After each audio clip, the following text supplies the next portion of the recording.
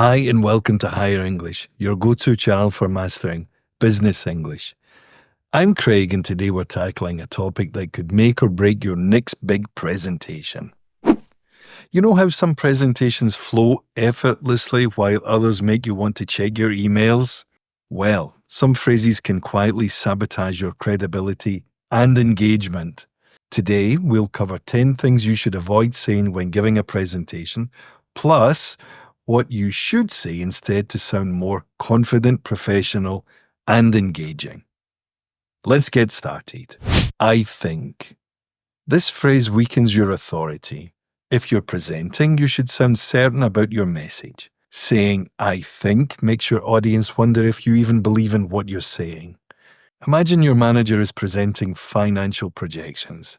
If they say, I think we will see an increase in revenue, it sounds uncertain.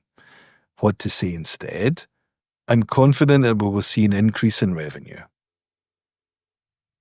This strategy will significantly improve customer retention. I'm sorry. Apologizing unnecessarily makes you look insecure. Unless you've genuinely made a mistake, there's no need to say sorry. You fumble a word in your presentation and say, I'm sorry, let me start again. Now your audience is focused on your mistake instead of your message. Let me rephrase that. To clarify, our Q3 results show a 12% growth. I just want to say, the word just diminishes your statement. It makes what you're about to say seem less important. Picture a CEO launching a new product.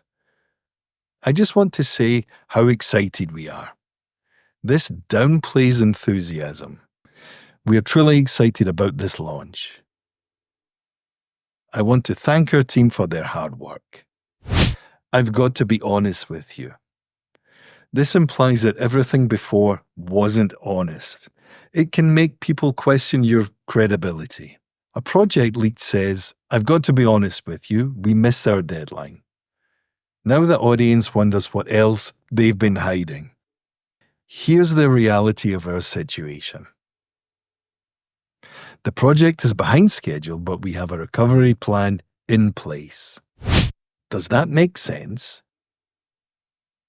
This can make your audience feel like they are the problem if they don't understand. It also sounds uncertain. A consultant says, we need to pivot our marketing strategy. Does that make sense? Now the audience questions their own understanding. Let me know if you'd like further clarification. I'm happy to elaborate on any points if needed. I'm probably boring you. If you suggest that your presentation is boring, your audience might believe it. A speaker talking about cybersecurity says, I'm probably boring you with all these details. Now everyone tunes out.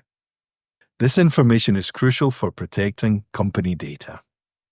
These insights will help prevent future security breaches. I've been asked to speak about. It suggests you aren't passionate or prepared, like you were dragged into presenting something. A trainer begins with, I've been asked to talk about team collaboration. It sounds like an obligation and not too enthusiastic. Today, I'm excited to discuss how we can improve team collaboration. Let's explore effective ways to enhance teamwork. I don't have much time left, so it signals that you're rushing or running out of content, reducing the perceived value of your talk.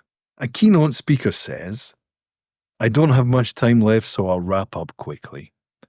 It weakens the impact of the conclusion. Before we conclude, here's a key takeaway.